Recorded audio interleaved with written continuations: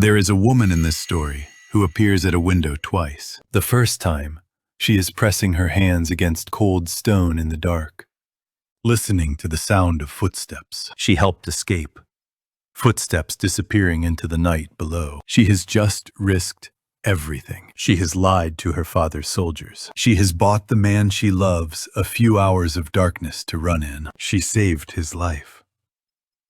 She knows it.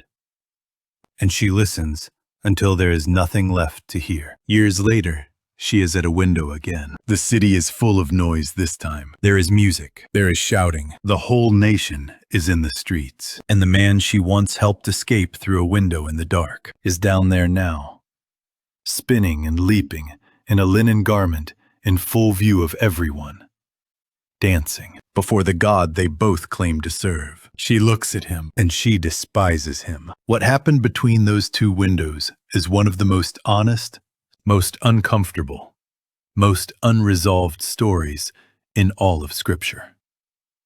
It is not a love story.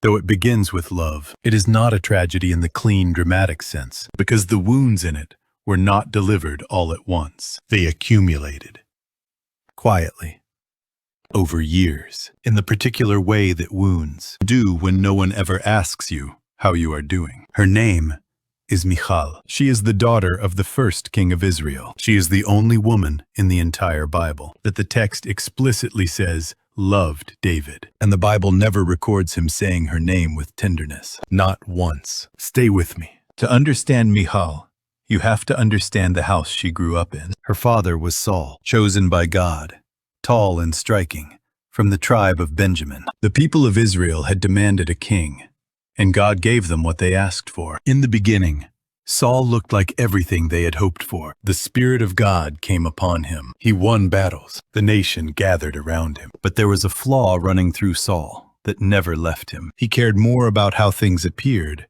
than about what God actually required. When the pressure of a moment arrived, he made decisions based on what would look right to the people watching, rather than what God had told him to do. It happened at Gilgal. It happened with the Amalekites. And each time, the breach between Saul and God widened slightly. The Spirit of God withdrew from him slowly. What moved in to fill that space was darker. A restlessness, a creeping jealousy that had no bottom. A torment that his servants recognized well enough that they brought in a musician to play it quieter. Michal grew up watching this happen in real time. She grew up in a palace where the king's moods could shift without warning, where you learned to read the temperature of a room before you entered it, where everyone around the throne had become fluent in the silent language of a dangerous man's emotional weather. She did not choose this household. She was born into it, but it shaped everything she learned about how love and power and danger related to each other. It shaped what she recognized as normal, and it shaped what she was never taught to expect. David came into Saul's court as a musician. He was young,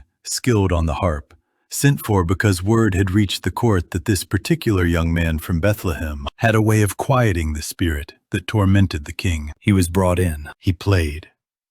And for a time, it worked. The torment receded when David's fingers moved over the strings. Then David came back as something else entirely. A Philistine giant named Goliath had been standing in the valley of Elah for 40 days, issuing a challenge that the entire army of Israel, including Saul, had not been able to answer. David went down there with a sling and 5 smooth stones. He did not come back up with all 5. The head of Goliath was in his hand. The people responded the way people respond when someone does the thing that everyone else was afraid to do. Songs spread through the nation, and those songs contained a comparison that lodged in Saul like a splinter he could not reach.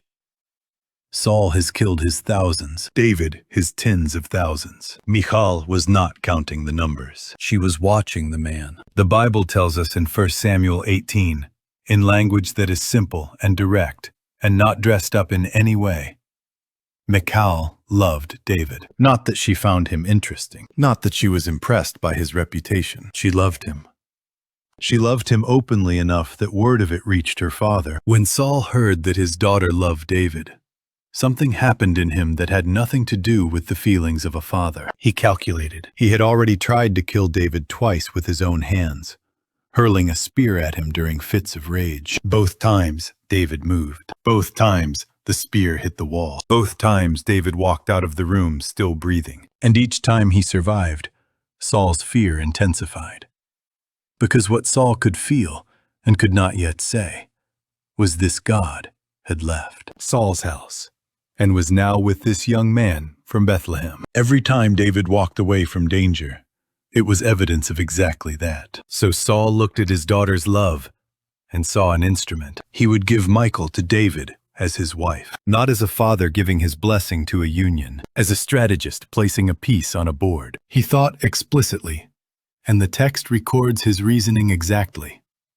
Michal would be a snare for David. She would draw the hand of the Philistines against him. The bride price would do the rest. 100 Philistine foreskins. He was sending David into enemy territory on purpose, expecting the Philistines to accomplish what Saul's own spear had failed to manage twice. David went. He came back with 200. He had doubled the price. Saul had no choice. He gave Michal to David in marriage. Michal did not know any of this. She knew she loved the man she was marrying. She stepped into that marriage with her whole heart, carrying real love into a union that her father had designed as a weapon. Whatever her father's calculations were, her feeling was genuine. Now, pay attention to what comes next, because the next scene is the one that defines her, and it is one of the bravest things anyone does in the whole of David's story. Picture the house, everything dark.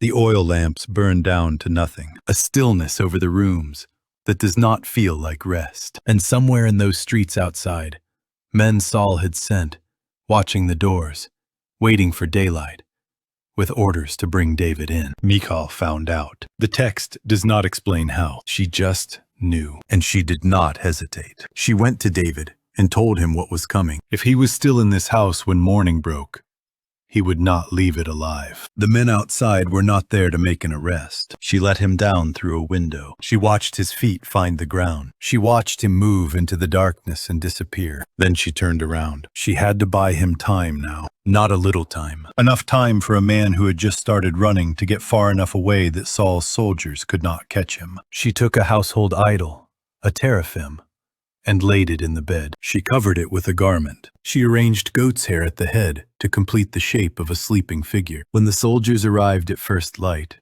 she met them at the door and told them David was sick. They went back to Saul. He sent them again. Bring him in the bed if necessary. They returned. They pulled back the covering. They found the figure. When Saul confronted her, furious, demanding to know why she had helped his enemy escape, she told him David had threatened her life, that he had said he would kill her if she did not help him go. The Bible does not confirm this. Most scholars read it as the only story that would keep her alive in that room, in that house, with her father standing in front of her at that level of rage. She improvised under pressure. She protected herself, and she protected the hours David needed. He ran to Samuel. The wilderness years began, and Michal stood in the empty house, with the shape of a sleeping figure still in the bed, and Saul's men at the door, and nothing left but the distance she had put between herself and the man she had just risked everything to save. David disappeared into the wilderness. Years went by. He hid in caves. He gathered a band of men around him, rough and loyal, people the system had thrown away. He stayed alive by moving constantly, forming alliances in the desert, writing songs from inside his own despair. He survived. He grew. During those years, he also took 2 more wives. Abigail from Carmel, who had intervened brilliantly to prevent a massacre. Ahinoam of Jezreel. And Saul gave Michal to another man. His name was Paltiel, son of Laish. The Bible gives him almost nothing. No rank worth noting, no lineage that matters to the genealogies. He is barely a shadow in the text. But there is one image of Paltiel that, once you have read it, does not leave you. When David became king and sent word demanding Michal be returned to him, Abner came to take her, and Paltiel followed behind her. He walked after her weeping. He followed her all the way to Bahurim, before Abner finally turned him back and told him to go home. Less than a full verse. That is all the text gives him, but it is enough to see everything. He was not making a political point. He was not performing grief for an audience. He was just a man walking after the woman being taken away from him, unable to stop his feet from moving, until someone else physically stopped them for him. Pause there, because that image tells us something the text never says directly about Michal. She was capable of being loved this way, genuinely, completely, in a way that a man cannot maintain composure when it ends. Whatever years she and Paltiel had built together, and it was years, because David's time in the wilderness was long, something real had formed. She was not only Saul's daughter. She was not only a political piece. She was a woman who, in a house she had not chosen, with a man she had not asked for, had become someone worth following to the edge of a road. The most uncomplicated love she ever receives in this entire story is from the man the text barely names. By the time David became king over Judah, and then king over all of Israel, one of his first conditions was the return of Michal. He sent word directly, "Do not come before me without Michal, the daughter of Saul." Some have read this as love, as David still carrying something genuine for the woman who saved his life and gave him the hours he needed to run. That is possible. The wilderness years had stripped everything superficial away. He had not forgotten what she did. Others have read it as political calculation, claiming Saul's daughter publicly, returning the house of Saul's blood to the house of David, reinforced his legitimacy over the northern tribe, who still felt the pull of loyalty to Saul's line. The Bible does not resolve this. It may have been both things at once. People are capable of wanting something for real reasons and useful reasons at the same time. What we know with certainty is this: no one asked Michal. She was taken from Paltiel's house, placed in a procession, and brought to the household of a man she had not seen in years, a man who now had multiple wives, a household that had built itself entirely without her in the years when she was elsewhere, and the only person weeping on the road was the one being left behind. She arrived in David's house as a returned possession, not as a reconciled wife, not as someone whose history with this man had been acknowledged or honored, as something claimed back by someone who had a right to claim it. That distinction matters, and it is the difference between a return and a reunion. Let us stop and account for the accumulation. Michal had loved a man genuinely and been used as a trap by her father in the process of marrying him. She had risked her life to save him. She had been left alone in a dangerous house when he ran. She had been given to another man without anyone consulting her. She had built a life in that marriage, something real enough that a man followed her weeping to the edge of a road. And then she had been taken from that life, without her voice mattering in the decision. She returned to David's house and found it full of other women, full of children she had not been there to see born, full of a life that had continued and grown and organized itself around an absence where she should have been. There is no dramatic moment that broke Michal, no single scene where everything fell apart. It was quieter than that. The closing of something inside a person rarely happens all at once. It happens the way a door swings shut in a slow wind,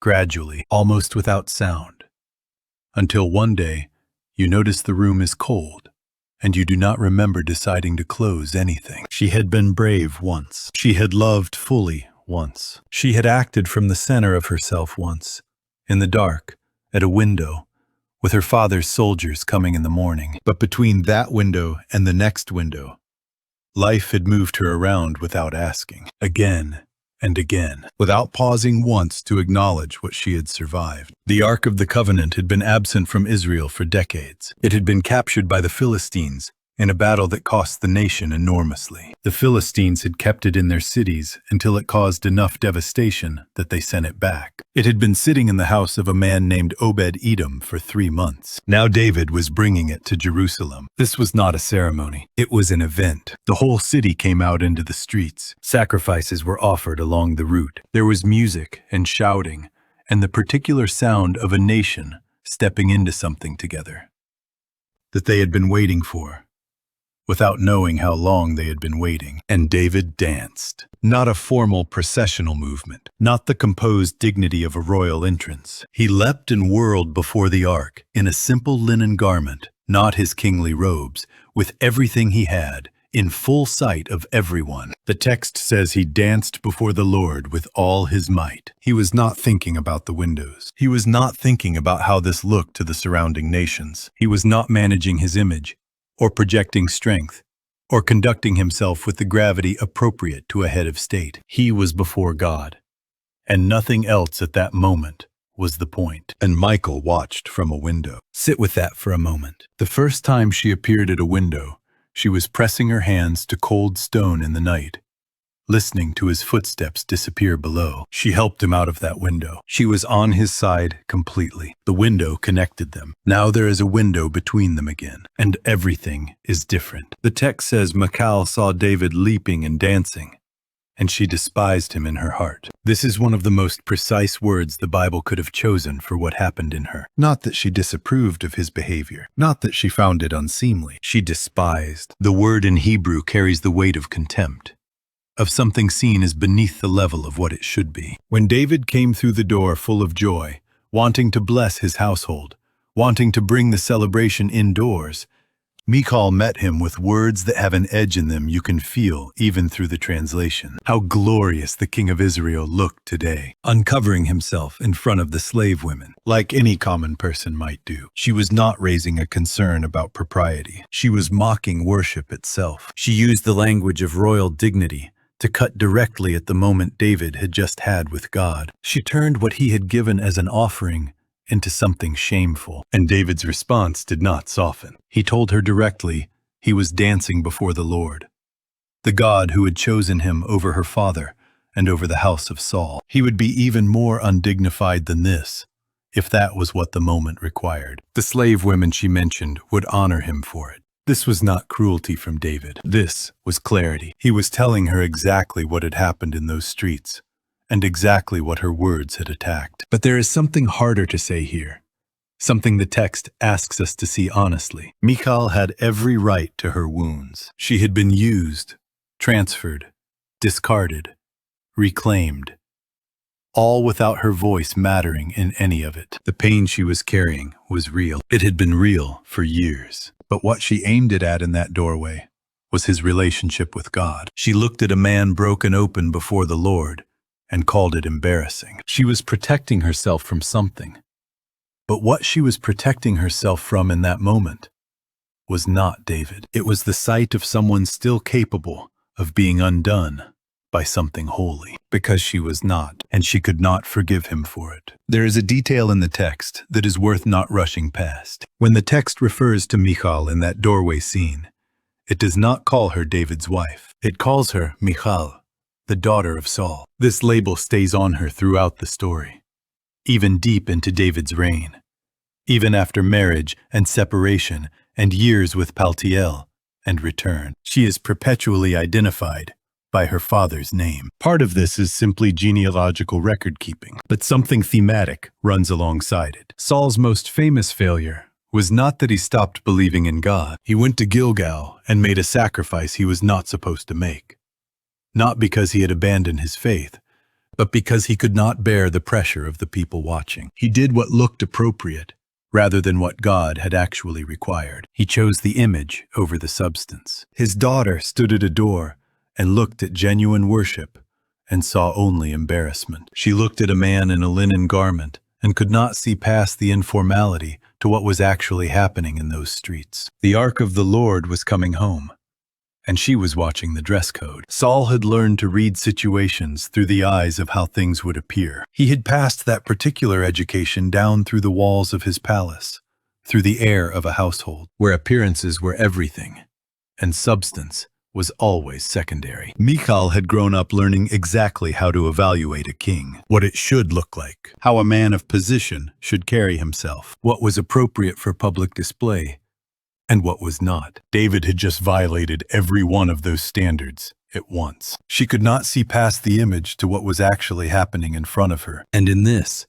she was her father's daughter, in a way the text wants us to notice. And then the text delivers what it has to say about Michal in one flat, cold line. Michal, the daughter of Saul, had no child to the day of her death. People have wrestled with this sentence for centuries. Was it judgment? Was it simply that David never came to her bed again after that confrontation? Was there something else at work? The text does not say. It records only the outcome. No interpretation, no explanation. Just the fact, placed after the scene at the door, like a period at the end of something. No children. No legacy through blood. No name carried into the next generation. She had begun as the daughter of a king. She ends as a woman without an heir, inside a house full of David's other wives and their sons. The sons, whose names will fill the genealogies. The sons who will fight over the throne.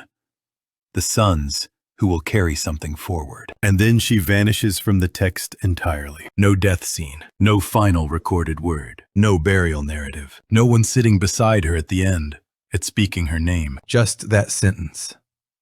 And then silence. She is not there anymore. Before we go further, there is a question worth asking honestly. Who is responsible for Michal's life arriving where it did? Her father used her as a strategic asset. He gave her to David as a trap. He gave her to Paltiel without asking. He was a man whose damage had no particular interest in what it did to the people around him. David demanded her return. The Bible contains no record of him sitting with her after she arrived back and acknowledging what she had survived. No record of him saying, "I remember what you did for me that night. I know what it cost you. I have not forgotten." She saved his life.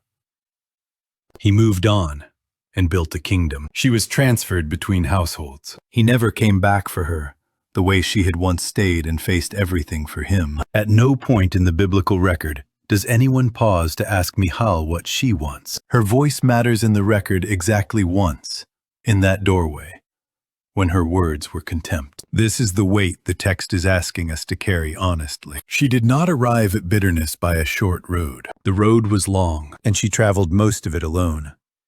Moved by other people's decisions, held by other people's needs, counted by other people's calculations. The wounds were real. The grief was earned. The years of displacement were not self-inflicted. And what she directed at David in that doorway was not simply grief. It was contempt aimed at the moment he gave himself to God. That is the particular thing the text cannot leave unacknowledged. Both things are true at the same time. And the Bible, which does not clean its stories up, holds both of them together. There is a pattern in people who have carried deep wounds for a long time. They find themselves most closed off exactly in the moments when everyone around them is most open. When others weep freely, they hold themselves still and call it composure. When others step out into the street, they remain at the window and call it dignity. Sometimes what presents itself as discernment is just an old wound that has learned to dress itself in composed language. Michal's bitterness did not break the surface in a private conversation. It did not come out in a quiet room between two people trying to work through a complicated history. It erupted on a day when the whole nation was in the streets, when God was being honored publicly, when something long absent was finally coming home. She chose the exact moment of the most open celebration to close down completely. The distance between the window and the street is not just the setting of an old story. It is the distance between two different ways of carrying what life does to a person. One that keeps returning to God with the weight, even when the weight is heavy. One that stops returning, gradually, until one day the door that was open is simply closed, and you cannot quite remember deciding to close it. David had suffered real things. The wilderness years were not a metaphor. He slept in caves. He wrote psalms from inside a level of desperation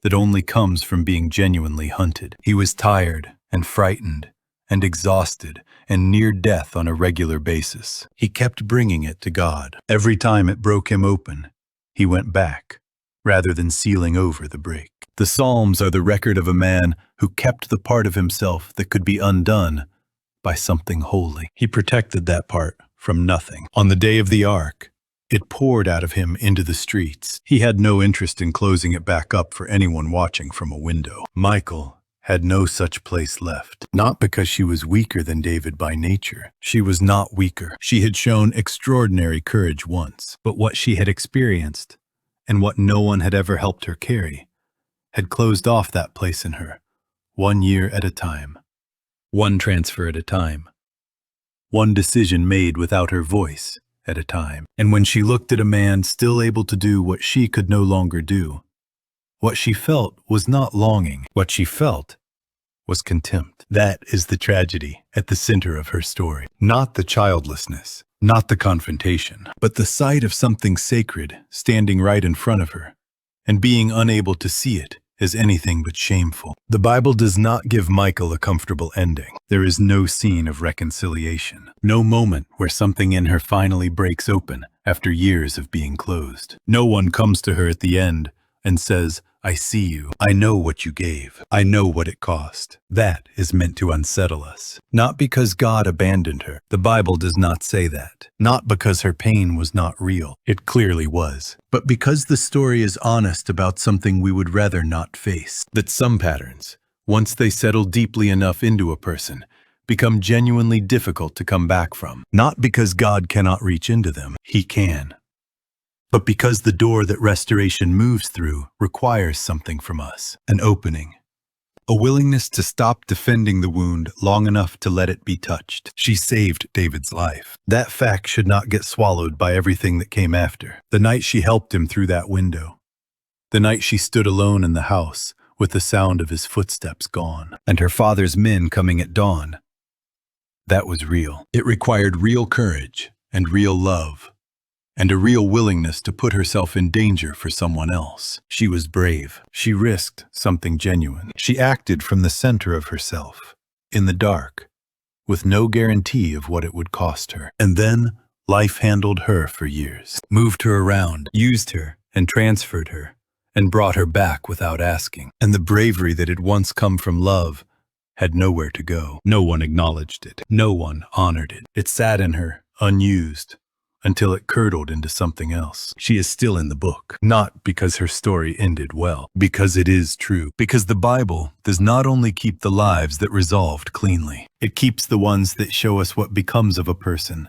when pain is carried too long in silence, when no one ever stops to ask what it cost, when the wounds accumulate past the point where a person can easily turn back toward the door that is still, always, open. She is the woman at the window. She is in the book to ask us this. Where are you watching from? What street are you keeping yourself out of? What has been hardening in you, quietly, in the accumulation of years, without you fully noticing it? The wound you are carrying was probably real. The people who caused it may have been genuinely wrong. None of that is in question. The question is what the wound has become since, where it has moved, what it has started touching that has nothing to do with the original hurt. Michal's bitterness found its target in the middle of a national celebration. It aimed itself at something sacred, and the distance from her original pain to that doorway was years. Years in which no one helped her carry it, and she carried it alone until it reached places it was never supposed to reach. The door is still open. That is the last thing her story says, not as a formula, not as a comfort that papers over what was hard, but as the truest thing about the God whose ark was in the streets that day, and who had not forgotten the woman watching from the window. The door is open, and it is never too late to turn toward it. God bless you. See you in the next one.